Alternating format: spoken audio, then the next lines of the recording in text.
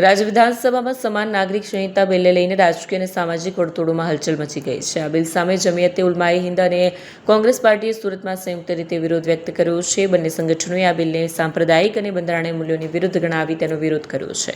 આ દરમિયાન શહેરના માજી મેયર કદીપ પીરઝાદા અને વિશિષ્ટ ધાર્મિક અગ્રણી મૌલાના અરશદ મીરે લોકોને મોટો સંદેશ આપ્યો છે. બંને નેતાઓએ શાંતિ, એકતા અને બંધારણીય અધિકારોની હિમાયત કરતા કહ્યું કે કોઈપણ કાયદો લાવતા પહેલા તમામ ધર્મો અને સમુદાયના વિચારોને સાંભળવા જરૂરી છે. બિલના સમર્થકો તેને દેશમાં એક સમાન કાયદા માટે જરૂરી ગણાવી રહ્યા છે, જ્યારે વિરોધીઓ તેને ધાર્મિક સ્વતંત્રતા અને લઘુમતી હિતો પર પ્રહાર તરીકે જોઈ રહ્યા છે.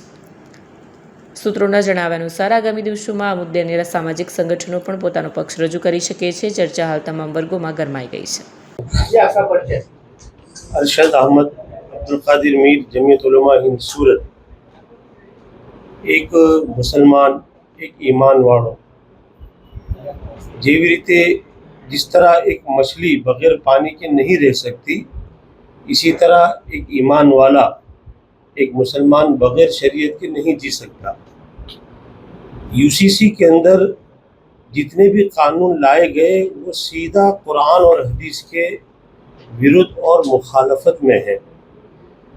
आपने ज़बरदस्ती ये कानून हमारे ऊपर थोप दिया और हमको मुकल्लफ किया कि हम उस पर अमल करें, तो हम मजबूर हैं। लेकिन एक मुसलमान कुरान और हदीस के ख़िलाफ़ कभी भी काम नहीं कर सकता। और आइन और बंधारण ने हमको हक दिया है, बल्कि तमाम को हक दिया है कि वो अपने अपने मज़हब पर अमल करें। फिर क्यों हमारे साथ ऐसी नाइंसाफ़ी हो रही है?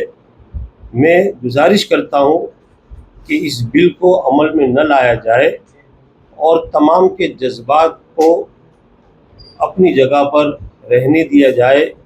किसी के जज्बात को ठेस न पहुँचे, इसकी पूरी कोशिश की जाए। इसी उम्मीद के साथ मैं ये मैसेज जमियत उलमा हिंद सूरत की जानिब से आपको पेश करता हूँ। आगे कौन से तरीके से काम और किया जाए आपके तरफ से?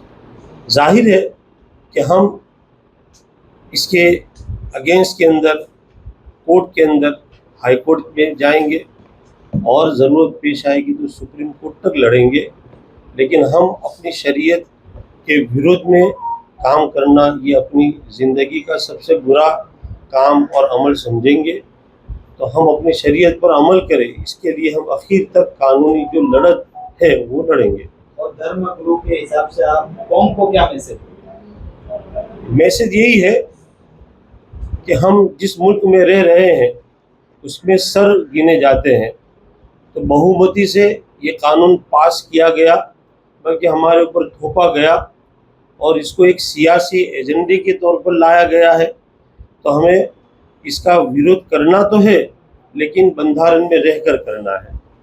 जो हमको बंधारण ने हक दिया है उसको सामने रखते हुए करना है।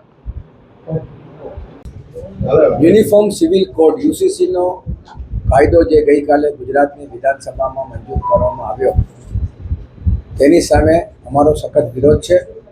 જ્યારે એનો પ્રોસિજર ચાલતો હતો, કમિટી આવી હતી, ત્યારે પણ અમે વિરોધ કર્યો હતો. વિવિધતામાં એકતા આ બંધારણનો મૂળ વાયોલેશન છે, એટલે અમે વિરોધ કરીએ છીએ. અને એની સામે અમે જ્યાં જરૂર પડે ન્યાયાલય એ સુપ્રીમ સુધી અમે જઈશું.